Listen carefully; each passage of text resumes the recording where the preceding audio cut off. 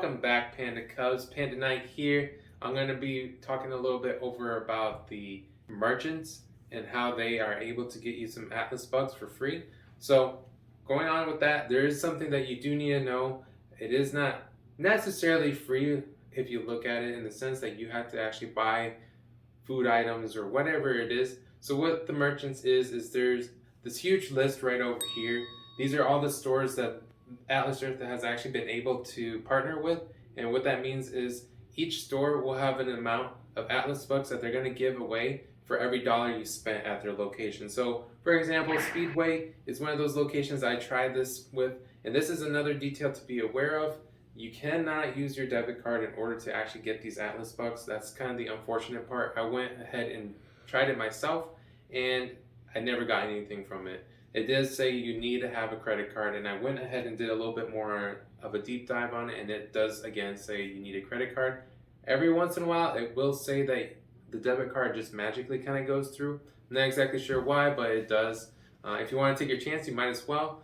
But this is not financial advice. This is, just my opinion. This is for educational purposes, and I don't necessarily recommend you guys pulling out credit cards or using your credit cards to try to get these Atlas bucks going to these stores unless you know that you can afford it and that you can pay it off. But I strongly advise that you do not do it because it's not worth it in the long run. But to go about it, it is a great feature that you can use if you have a credit card and you are able to afford it and are going to any of these stores that are over here. The other thing you do have to be aware of is once you put your card on file, it's typically activated for a period of time. So I went to Speedway and I activated my card for Speedway in that area, and it was only active for 24 days. The other detail to be aware about is it's usually within a 35-mile radius of where you currently are. So that means that that Speedway is not going to be the same as the one that is 50 miles away. That's just kind of how they play it out. So just be aware if you are going on a road trip or something and you want to see if it's in that area, you might as well refresh your page, check it up again, and if it's something that you see on the list and you're at that location or you favor that location, then do it before you spend the money. You can't do it after, it has to be before. And the other bad news about this feature is it's only available for Android. It is not available for iOS users.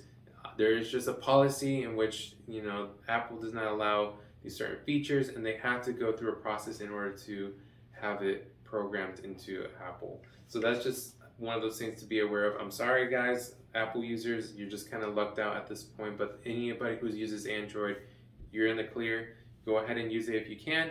But more than anything, that's pretty much how the merchants work into this game. They're just partnered with them, and I'm pretty sure they're gonna continue to add more partnerships with other locations, other brands, chains, maybe even Chipotle, and I will go a little bit over about that here shortly. But I'm glad you guys were able to stay tuned a little bit and get some details about the merchants and how it works, and I hope to catch you in the next video. Peace out.